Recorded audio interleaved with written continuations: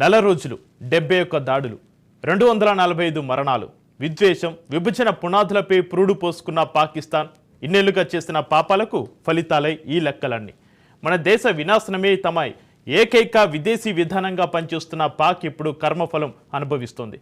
Baloch liberation ఆర్మీకి తోడు పాకిస్తాన్ పాలుపోసి పెంచిన తెహ్రీక్ ఈ తాలిబాన్ ఉగ్రవాదులు ఇస్లామాబాద్లో రక్తపాతం సృష్టిస్తున్నారు. ఇటు ఇమ్రాన్ మద్దతుదారుల ముట్టడి, అటు తిరుగుబాటుదారుల దాడులతో పాక్ ఉక్కిరిబిక్కిరి అవుతోంది. ఇంతకు పాకిస్తాన్లో అసలేం జరుగుతోంది?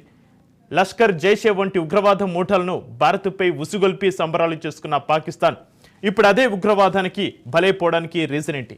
Let's watch. భారీ ఉగ్ర దాడులతో మరోసారి పాకిస్తాన్లో హైటెన్షన్. నెల రోజుల వ్యవధిలో 71 దాడులు, 245 మంది మృతి. పాకిస్తాన్ చేసిన ఉగ్రవాద పాపాలు పండుతున్నాయా? తెహ్రీక్ ఈ తాలిబాన్ పాకిస్తాన్. సింపుల్ గా షార్ట్ కట్ లో చెప్పాలంటే టీటీపీ.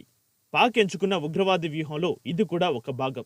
సరిగ్గా 3 ఏళ్ల క్రితం ఈ సంస్థ గురించి పాకిస్తాన్ పాలకులు చాలా గొప్పగా చెప్పుకున్నారు. ఆఫ్ఘనిస్తాన్లో తిష్టవేసిన సోవియట్లను తరిమేందుకు తాలిబాన్లను తయారు చేశాం, మీ సిద్ధం చేసిన ఆ తాలిబాన్లే అమెరికాను నాటోను ఓడించారంటూ మీసాలు మెలేశారు. ఇక తాలిబాన్ మూకలు ఇండియాపైన దృష్టి పెడతాయని బెదిరింపులకు తెగబడ్డారు. కానీ వారి అంచనాలు తిరగబడ్డాయి. ఎవరైతే తమ ప్రత్యర్థి అంతు చూస్తారని సంబరపడ్డారో ఇప్పుడు వాళ్లే శత్రువులయ్యారు. పొరుగు దేశాల్లో రక్తపాతం సృష్టిస్తారనుకుంటే పాకిస్తానే రక్తసిక్తం చేస్తున్నారు. దీనంతటికీ కారణం తాము మద్దతిచ్చిన ఆఫ్ఘనిస్తాన్ తాలిబాన్లతో తెహ్రీక్ ఈ తాలిబాన్ పాకిస్తాన్ గ్రూపు చేతులు కలపడమే. అలా కలిపిన చేతులు 3 ఏళ్లుగా పాక్లో మారణ హోమం సృష్టిస్తూనే ఉన్నాయి. ఇటీవల ఆ దాడులు మరింత పెచ్చుమీరాయి. ఎంతగా అంటే కేవలం 30 రోజుల వ్యవధిలో 70కి పైగా దాడులు జరిగేంతగా. పాకిస్తాన్ ఆత్మాహుతి దాడులతో ఉక్కిరి బిక్కిరి అవుతుంది. నవంబర్లో అక్షరాల 71 దాడులు జరిగాయి. 245 మంది మృతి చెందారు.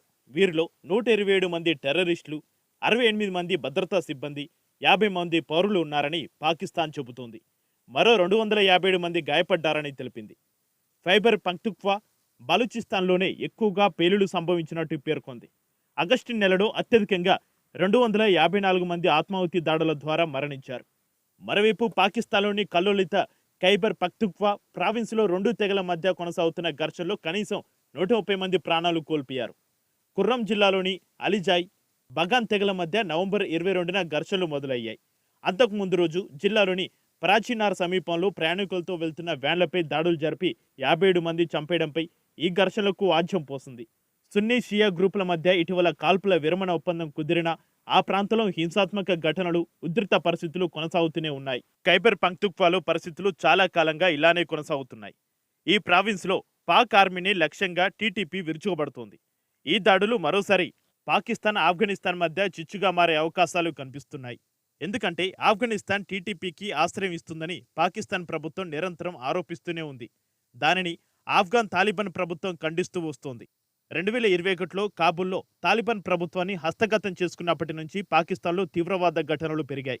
ఈ కారణంగా ఉగ్రవాదాన్ని ఎదుర్కోవడానికి ఆఫ్ఘాన్ ప్రభుత్వం సహాయం చేస్తుందనే దాని ఆశలను తాలిబాన్లు దెబ్బతీశాయి.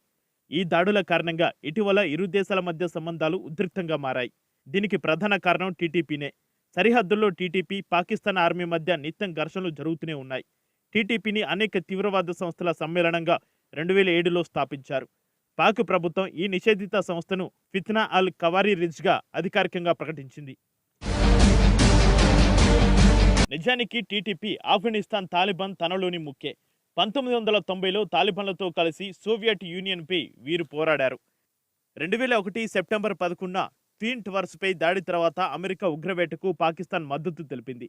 దీనిని పాకిస్తాన్లోని తాలిబాన్ సానుభూతి పరులు వ్యతిరేకించారు. 2021లో ఆఫ్ఘాన్ నుంచి అమెరికా, నాటో బలగాలు వెళ్లిపోయాక బలపడింది. టీటీపీ అధినేత నూర్ వలీ మెహసూద్ ఆఫ్ఘాన్లోనే తిష్టవేసి తన కార్యకర్తలను నడిపిస్తున్నాడు. ఆఫ్ఘనిస్తాన్లో అధికారం దక్కించుకునే వరకు అక్కడి తాలిబాన్లు పాకిస్తాన్ కనుసన్నల్లోనే ఉండేవారు. అమెరికా నుంచి అధికారం దక్కించుకున్నాక నాటి పాకిస్తాన్ ఐఎస్ఐ చీఫ్ ఫయాజ్ హమీద్ కాబుల్ వెళ్లి అక్కడ ప్రభుత్వ ఏర్పాటుకు తాలిబాన్లకు మార్గదర్శకత్వం చేసి మరీ వచ్చాడు. ఇది జరిగిన 18 నెలల తర్వాత పరిస్థితులు వ్యతిరేకంగా మారాయి. దాదాపు 2600 కిలోమీటర్ల పొడవు ఉన్న డ్యూరాండ్ లైన్ వద్ద పాకిస్తాన్లో ఉన్న సరిహద్దు వివాదంపై ఆఫ్ఘనిస్తాన్ తాలిబాన్లు దృష్టి పెట్టారు. మొదట ఈ సరిహద్దుల్లో కంచె వేద్దామని పాక్ యత్నించిన తాలిబాన్లు ఆ ప్రయత్నాలను అడ్డుకున్నారు. ఖైబర్ పఖ్తూన్ఖ్వాలోని పష్తూన్ ప్రాంతాలు పాక్ ఏలుబడిలోకి వెళ్లిపోయాయని, అవి తమకే చెందుతాయని ఆఫ్ఘాన్ తాలిబాన్లు వాదిస్తున్నారు. వాస్తవానికి టీటీపీ అసలు లక్ష్యం పాకిస్తాన్ను ఆక్రమించి షరియా చట్టం అమలు చేయడమే. ఈ క్రమంలోనే బలం కోసం ఎదురు చూస్తూ వచ్చింది. ఎప్పుడైతే ఆఫ్ఘనిస్తాన్లో తాలిబాన్లు అధికారం చేపట్టారో అప్పుడే టీటీపీకి వెయ్యేనుగుల బలం వచ్చింది. అక్కడ మొదలు పాకిస్తాన్పై దాడులు చేస్తూనే ఉంది. ఈ 3 ఏళ్ల కాలంలో పాకిస్తాన్లో టీటీపీ సృష్టించిన రక్తపాతం గురించి ఎంత తక్కువ చెప్పుకుంటే అంత మంచిది.